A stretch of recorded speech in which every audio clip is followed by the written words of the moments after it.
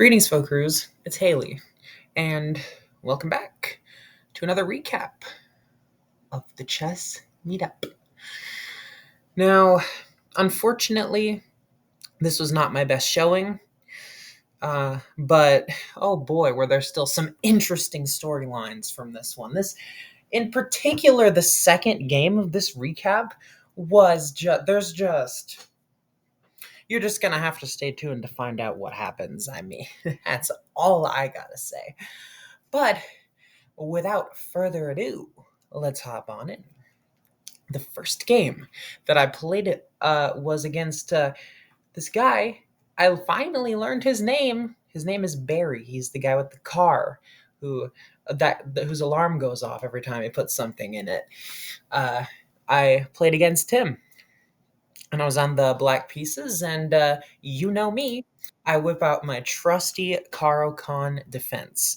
And I was curious because I don't exactly remember when was the last time I played this against a Barry in particular.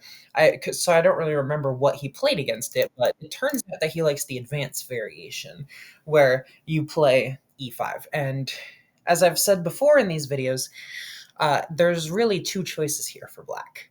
Black could either play bishop f5, which is the main line. There's a lot of studied theory here, or black could play c5, which looks on the surface like, if you're following basic chess principles and nothing else, looks like a stupid move, because didn't you just go c6 earlier? Like, why are you wasting in tempo moving this pawn up? But it's a legitimate line, because the intention is to sacrifice a pawn temporarily to split white structure, then develop the knight, play e6, and win one of these pawns back, and you're just going to have like a decent position.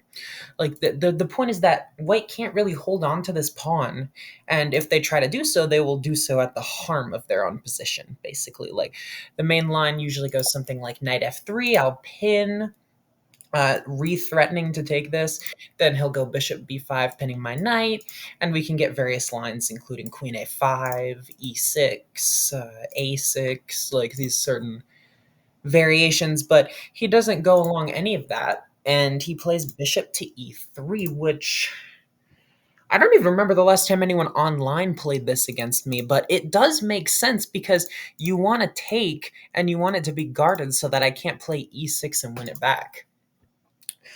So the computer supported way to deal with this is to just take and then bring the knight out and target that bishop.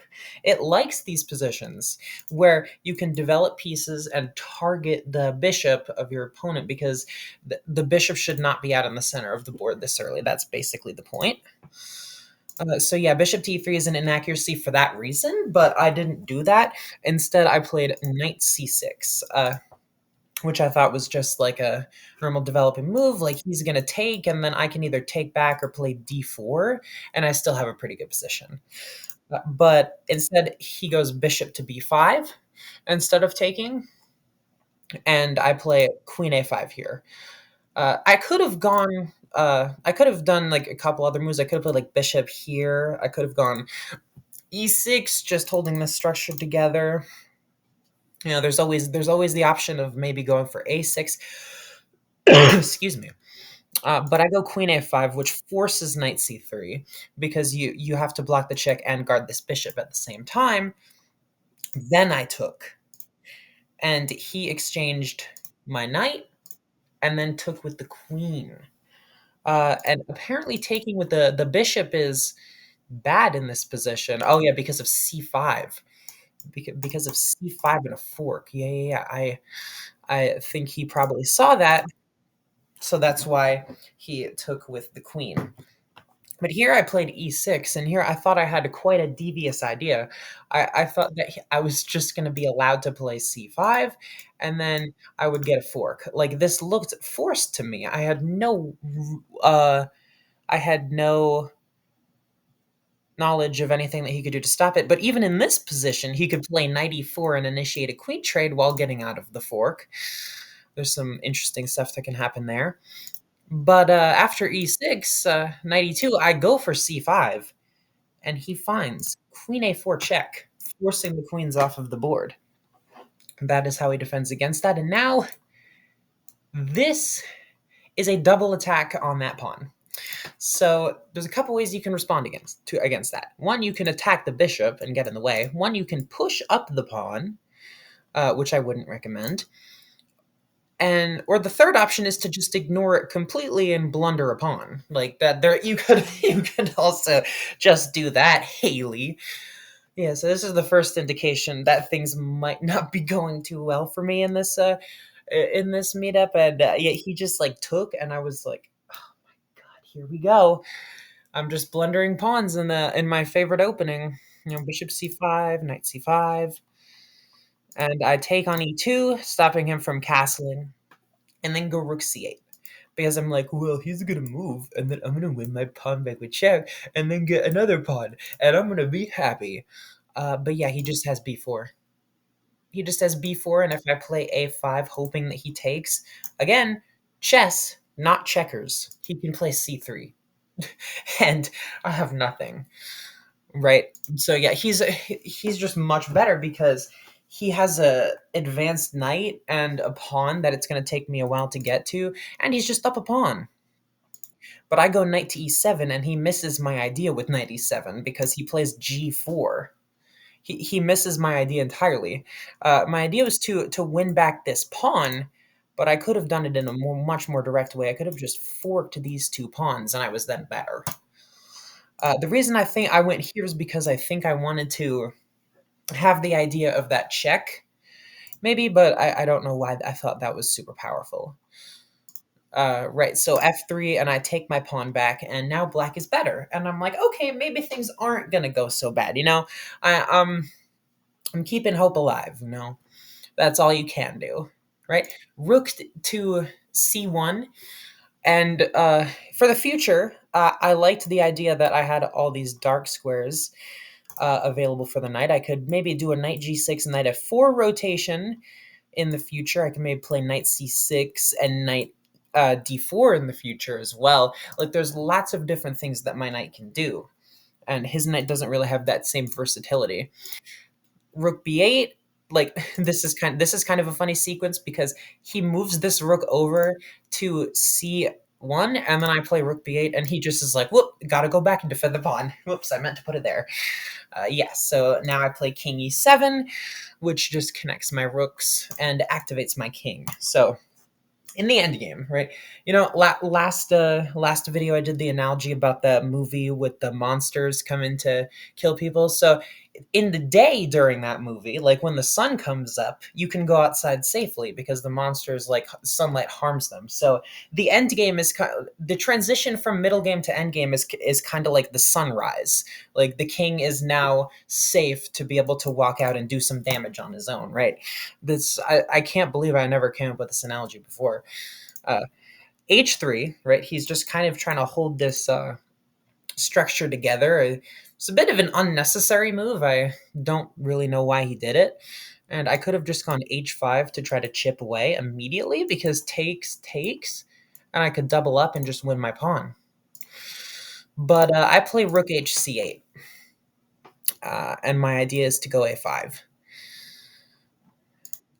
So he goes here, and I go knight g6 instead of a5 because I threaten this fork. But what I should have done was apparently play g5 and then maybe rotate around like this.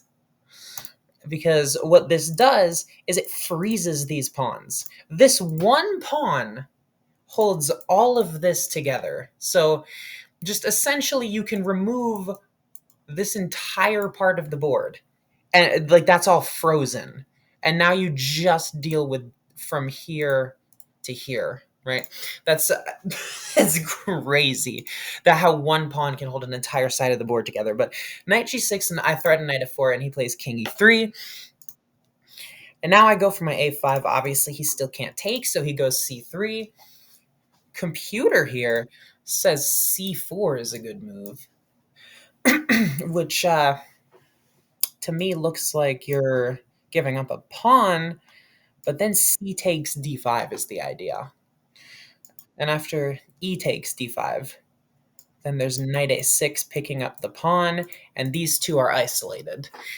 and white's just better. Well, white's not really better, but they're gonna win the pawn back. So c3 takes. I should not have relieved the tension that easily. Rook to a8. Well, what should I have done there actually?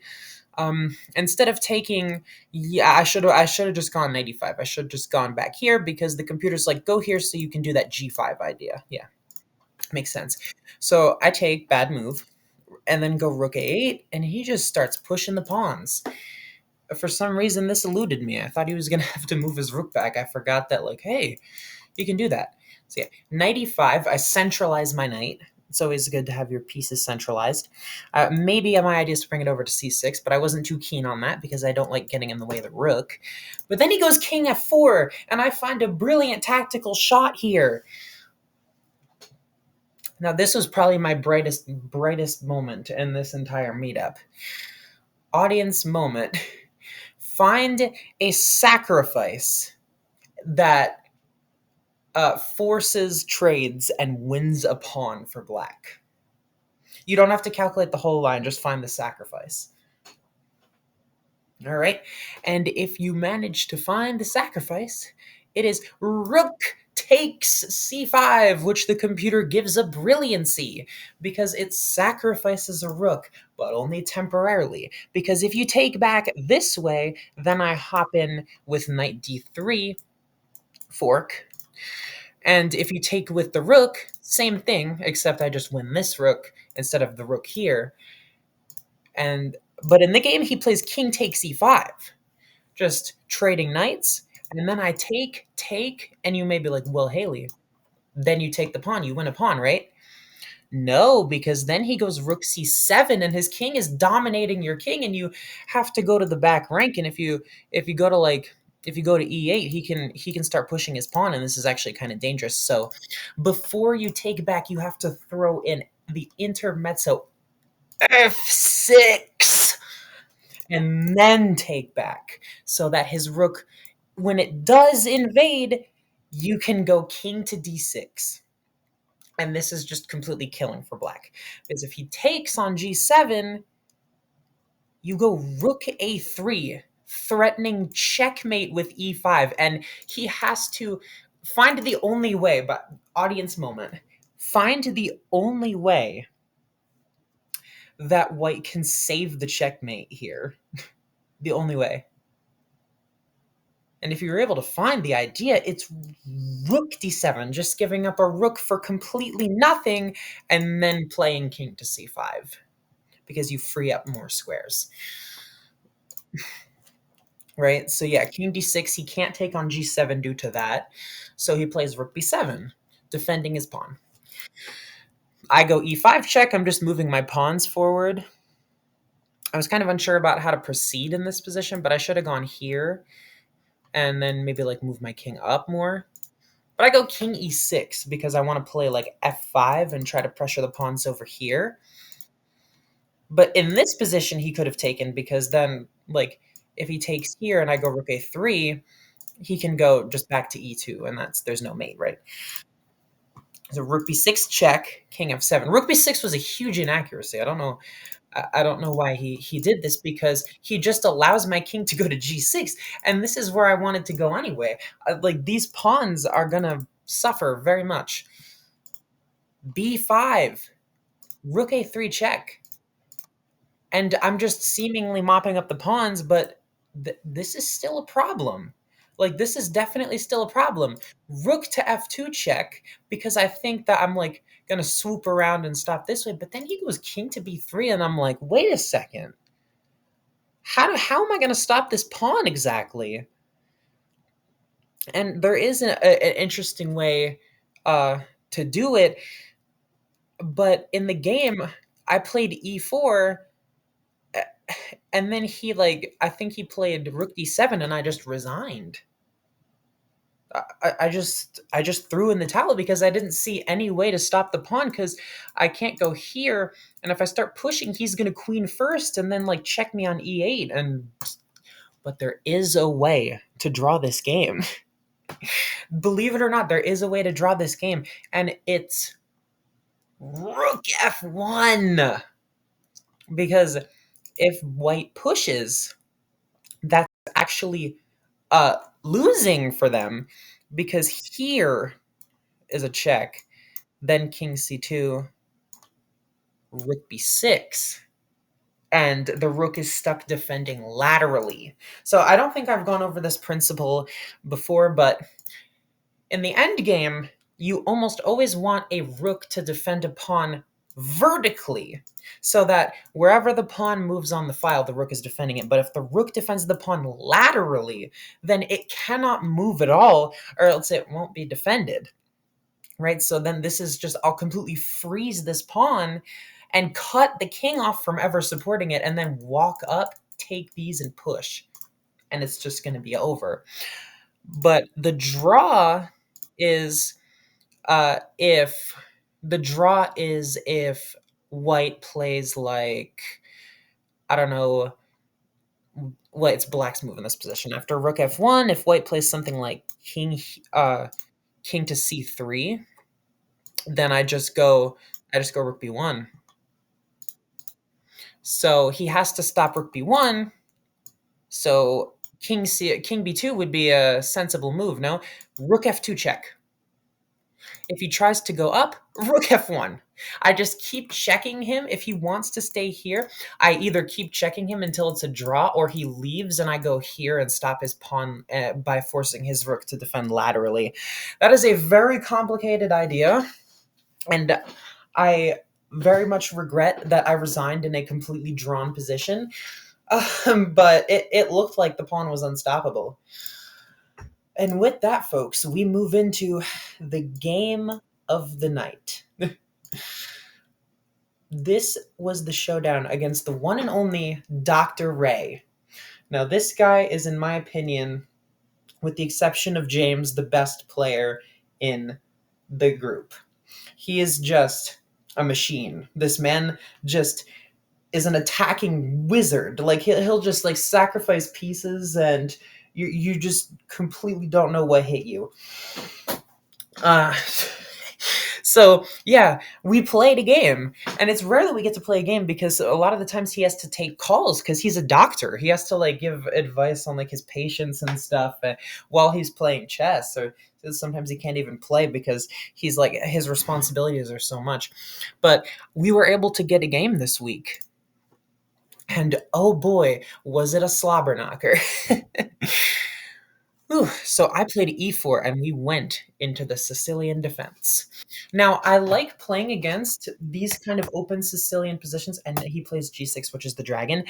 I like playing against these positions because I like the setup that white gets from the dragon. Like knight c3 and then bishop g7 attacking the knight. So you go bishop e3, then knight f6, just developing knight f3. This is an indication of what's called the Yugoslav attack, which is where you're going to just like push these pawns against the knight, and f3 restricts the forward momentum. Then d6, with the idea of maybe striking in the center, or this is just like a flexible move against like some knight d5 or knight b5 ideas, excuse me. Also bishop d7, so that you can take back with the bit. Like this is just a very flexible move. Queen d2, setting up a battery along here. Castles, castles. And what's funny is that if I'm remembering correctly, my previous game against Dr. Ray was also an opposite side castling position, which I don't know why I did. I I don't know why I voluntarily went into a line that allowed for opposite side casting, because, like I said before, this man is an attacking genius. He's like the Mikhail Tal of the of my chess group. I mean, that's all I can say. But this next move is not very Mikhail Tal like of him. He plays a6, maybe with the intention of striking here, but he can't do that. So yeah, I go, but then I take. That's a bit of an inaccuracy. Like I should have just started attacking with g4, like the Yugoslav attack. Remember what I said earlier? But yeah, knight c6. What this does is it opens up the b file, and that might cause me some problems later on. I was And then I put my king on the b file. This is just like absolutely insane behavior from me. Like, look at the previous two moves. Like, I'm playing against the Dr. Ray, and I'm like, okay, I'm going to open up the B file and then place my king directly on the line with your rook. Like, it's like I'm waving it's like I'm a matador waving a red flag at him. Like, why am I doing this? I don't need to make it this exciting. I think I maybe wanted to make a good video, because the content's going to be good from this one, I gotta say. But bishop to e2. What this move does is, you know, chess principles. You have to develop all your pieces before you start an attack, of course, because you like to have circulation in your back rank. You play bishop h6, you take and play h4. You like to have connected rooks, yes. But it wasn't really necessary in this position. Like, I could have just started with g4. I could have started with bishop a6. I didn't need to make this move because it doesn't really change anything about the position except the fact that it connects the rooks, and that's honestly not really too important at this stage. What's important is the fact that the b file is open and my king is there. Like, that's why black is better, because they have a sniper bishop. This bishop is waiting to be uncorked, and a rook and a queen are about to arrive here and just absolutely decimate me. Like, I'm literally handing the attack to him on a silver platter and then wondering why I lost this game. Right. Rook to b8, there it is. There's the indication, right? Oh, what just happened? I think I hit something on my trackpad. Uh, Rook b8. Yeah, and now here I go.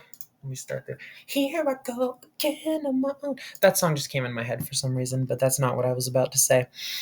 Yeah, here I go bishop h6 because I want to at least remove one of the sniper bishops that would be pressuring my king. And in this position, my man Dr. Ray thought for about 7 minutes. Like, I'm not gonna. I like got up and I walked around a little bit. I like shuffled in my seat, checked my phone. This man was just intent. Like, I just looked at him. He was just looking at the board. His face was still. His eyes were flitting around. I knew he was calculating something, and he showed me what that 7 minutes of calculation was about when he played Rook takes b2 check, which just doesn't work at all.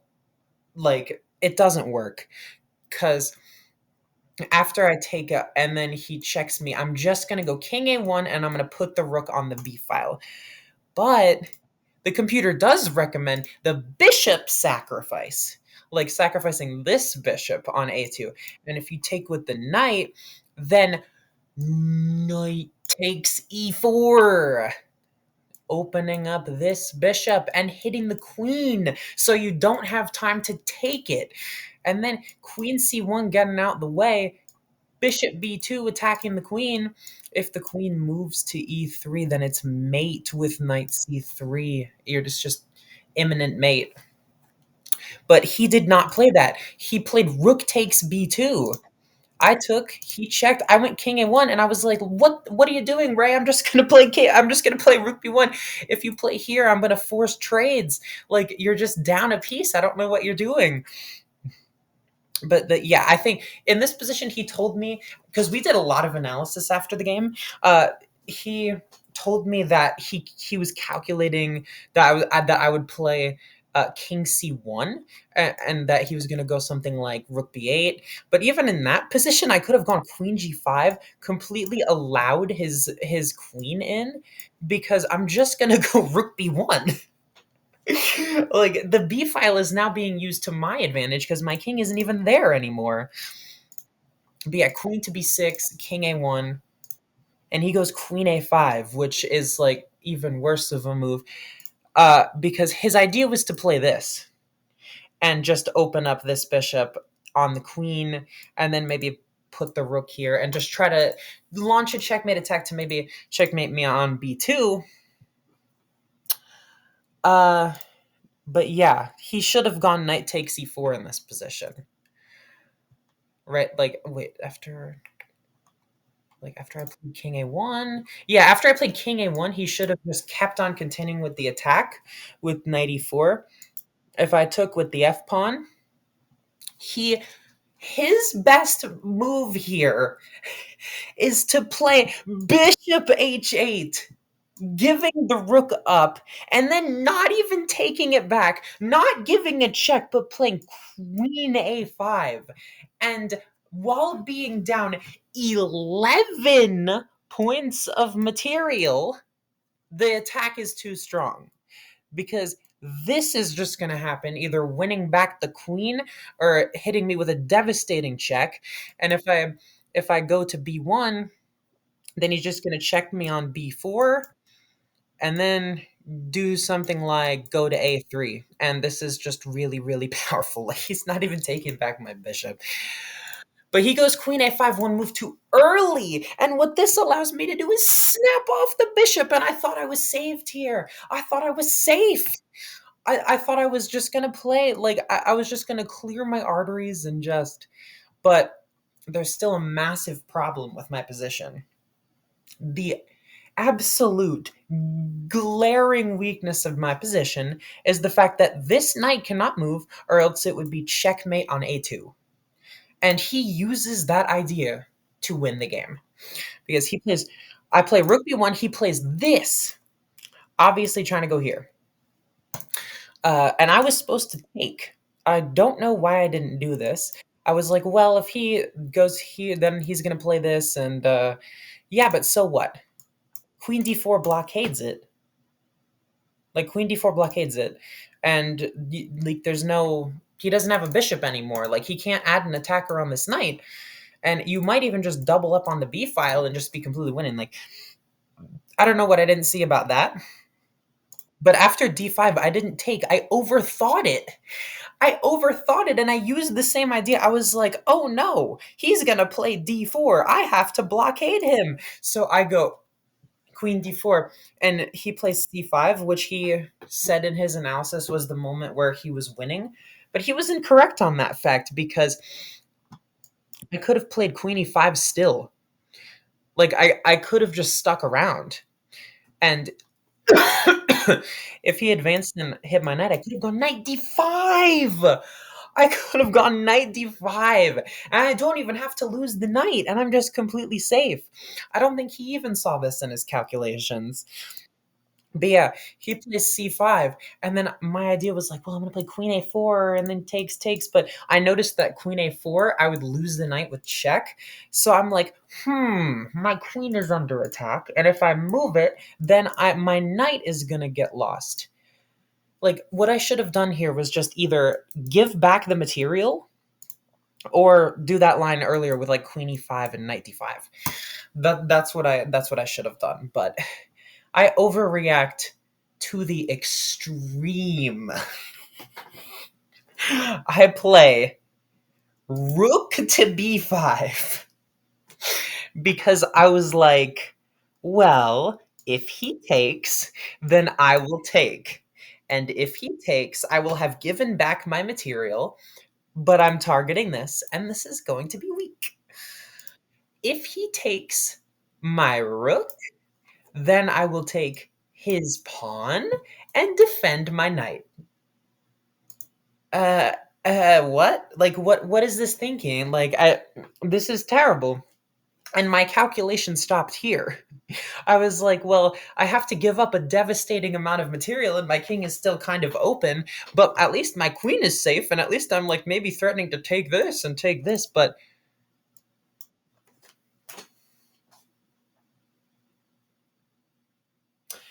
yeah, there's just rook c8. I missed in my calculations that the bishop guarded that square.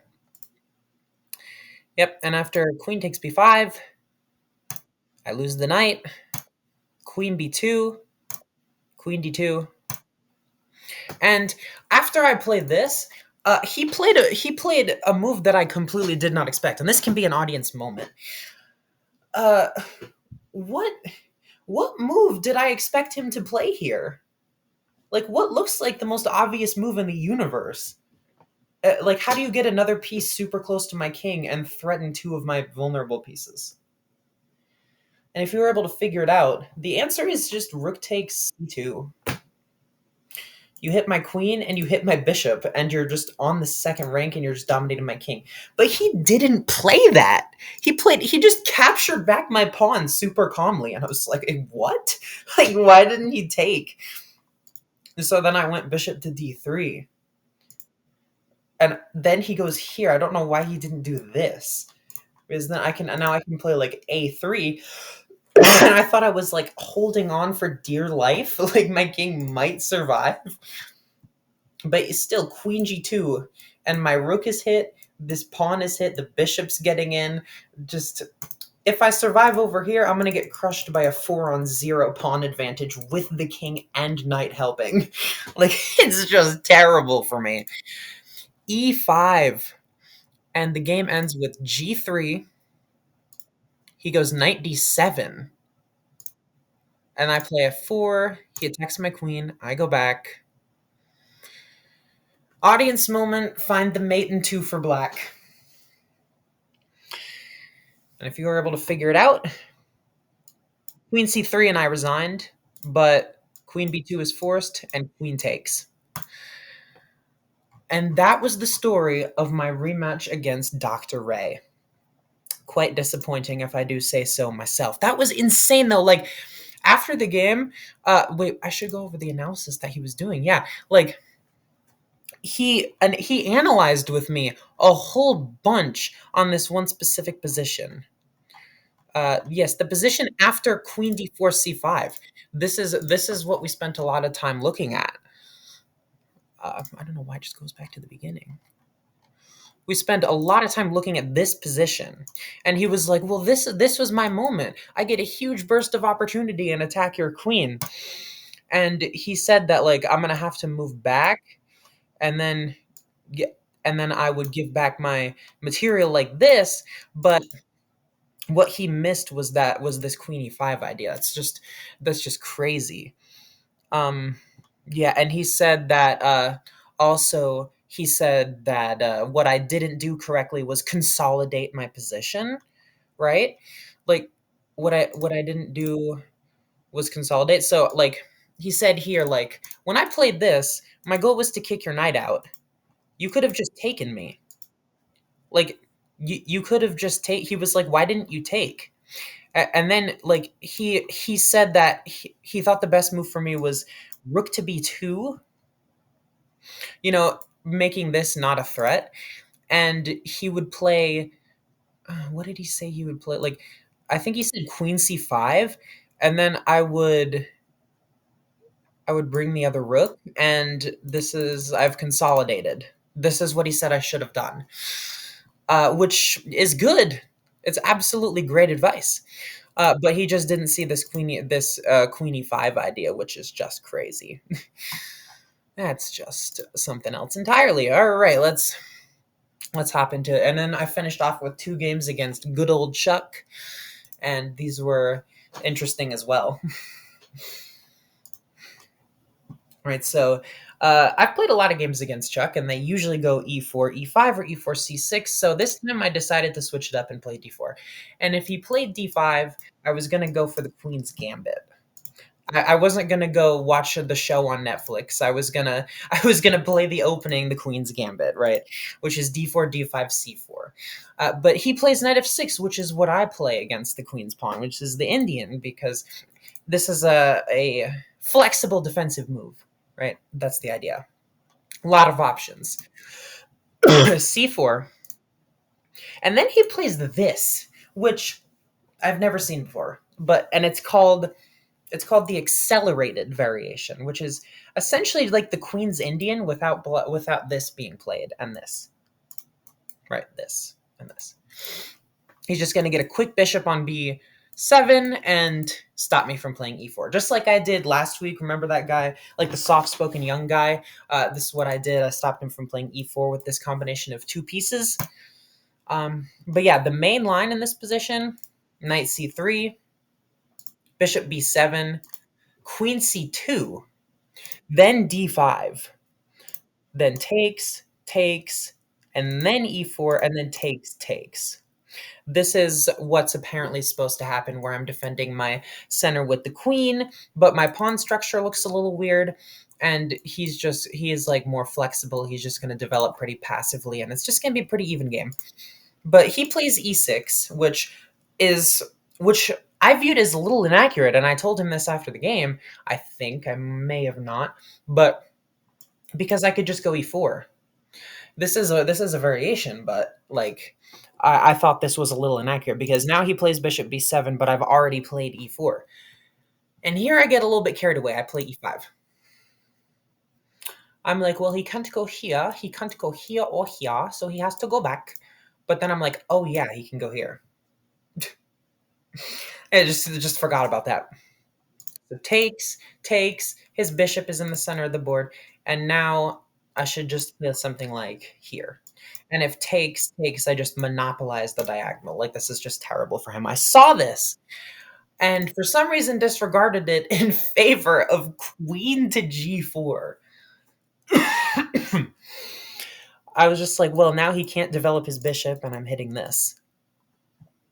That's kind of what I was going for, but it's not a great move.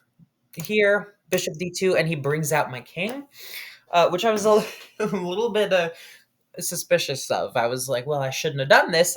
My position is definitely worse, but because I have nothing but a queen and pawns out, and I have moved my king. Like this, I'm going against every principle that I taught in my beginner videos. So he plays bishop g6, and if I take the diagonal, he's probably just going to block like this, and I have nothing. So yeah, bishop d3. I'm willing to trade this off because that was his only developed piece. And now have the only control over the light squares. That's why I was willing to do that. So d5. I don't play en passant here because I don't want to bring his queen out. I'm sorry for disappointing you. I don't play en passant. Instead, well, no, he played. Yeah, I didn't play en passant. I could have. But instead, I play bishop g6, and then I take because I'm like, well, I'm going to maneuver my knight around and play queen f3. I'm just going to double target that. But then he just goes c6. Like, I, I do like all these like super long plans, but he has just one move that can stop that. And like, what have I done? Like, it's just kind of dumb. Queen takes d5. Just, he gets in the way of the diagonal. All right. And what he should have played here was rook h4, and I saw this and I don't know why I thought to allow it because I just lose my pawn with a huge tempo. The, like I was like, oh yeah, he has rook h4. That can't be that bad.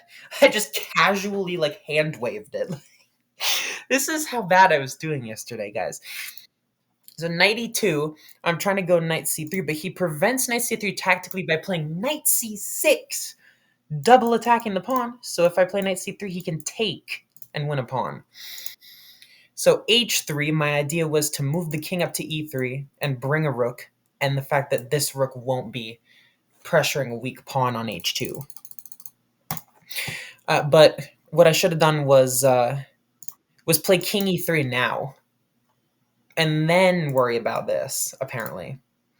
Because after rook d8, I could play queen e4. I could play queen e4 and get in the way just in time. But I play it in this way. I play h3 and then king e3, which is apparently inaccurate because of knight takes e5.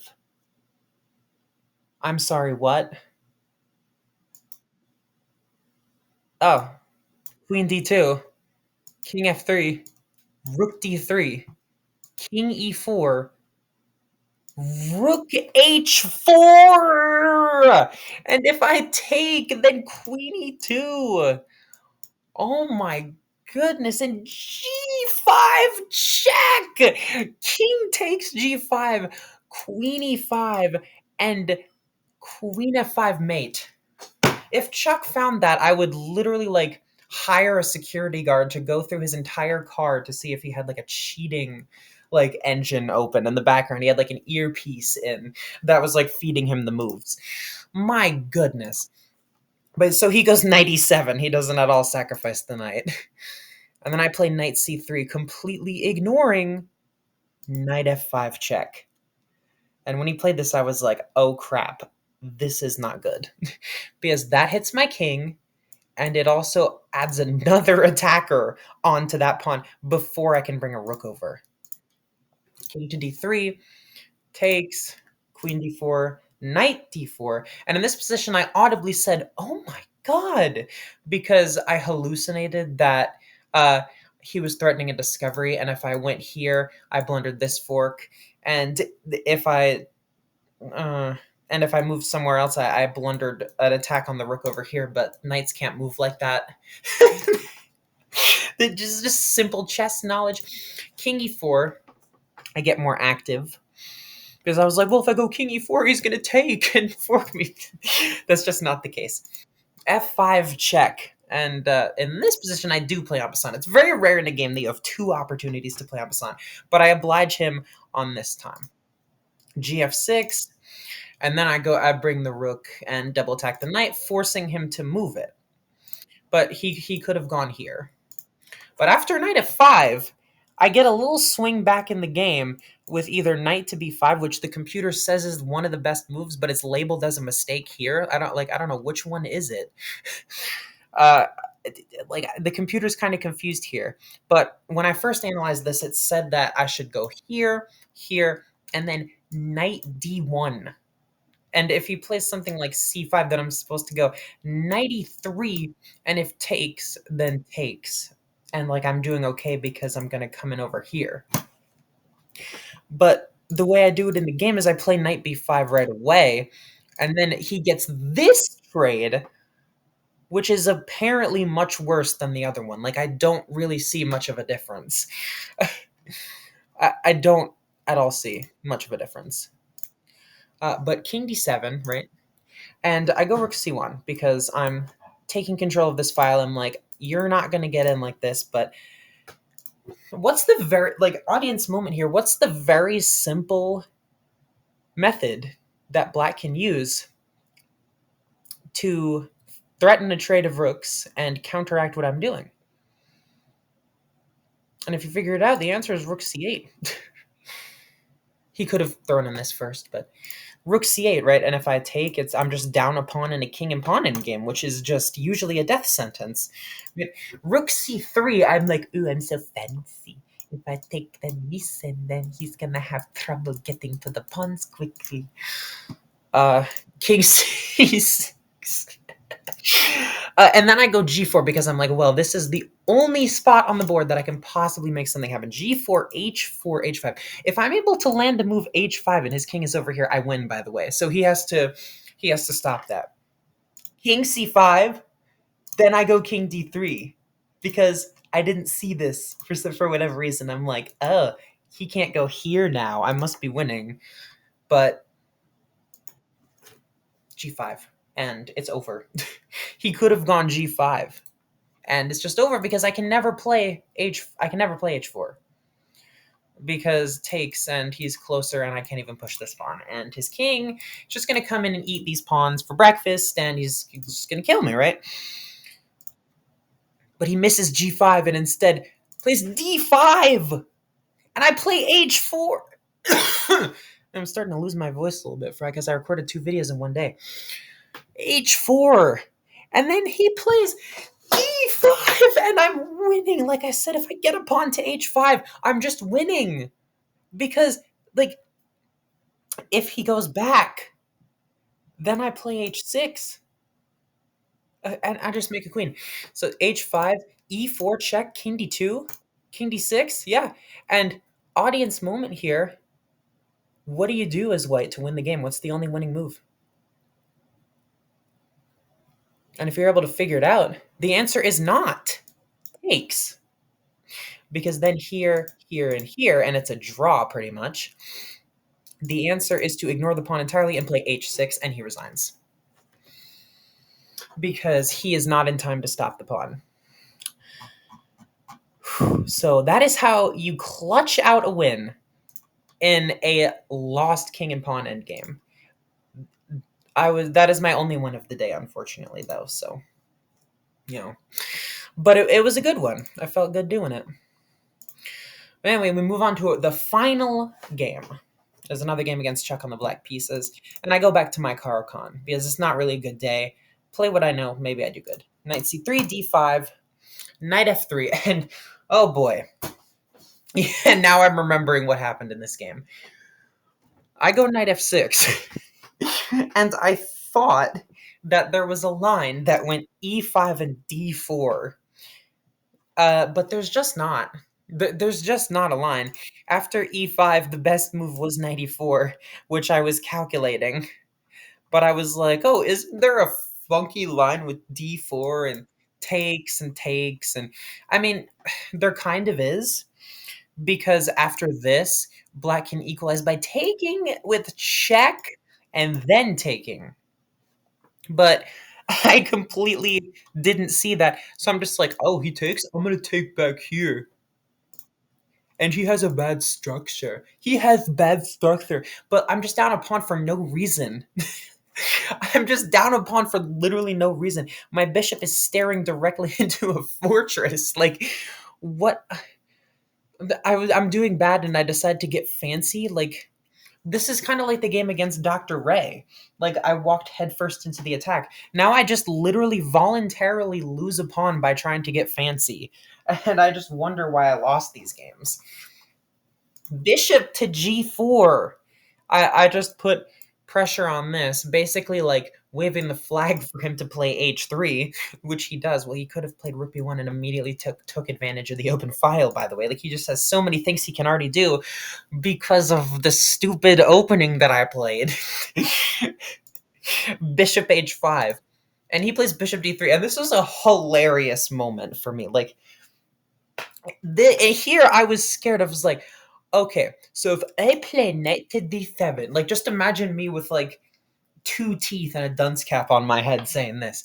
If I play knight d7, he's gonna play this, and then I'm gonna lose this, and then if like he castle or play king f1 and I castle, my h file bad.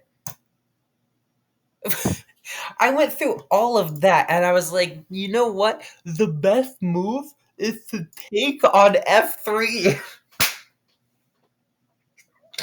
Is to just give up my only developed piece to activate his queen at my king. Oh, it's always good to laugh at yourself, isn't it? But yeah, knight to d7, and he actually lets me fulfill the only idea of knight to d7 by forking his queen and bishop. But I did miss a interesting move, which is queen to g3. And I was like, oh no, he's attacking my bishop. I better move it here. But I could have castled. And like, what exactly did I think was gonna happen? Was I afraid of bishop h6? Like, that move's illegal. There's a pawn there. Like, I literally might have straight up been hallucinating that he had bishop h6 in this position. Like, this was just, I was in a different state, man. Like, I don't know. There was just enough chess for me at that point. All right, bishop f6, bishop a3, and he lets me take the bishop. Like, he's just letting me do a bunch of things. And he takes with the pawn, so to not get a queen trade. Like, he doesn't want to trade the queens. And now I find an interesting little maneuver to trade the queens. Queen a5 attacking the bishop, and then going to g5 to trade the queens. But he doesn't have to trade the queens at all. He can go queen c7 and just invade.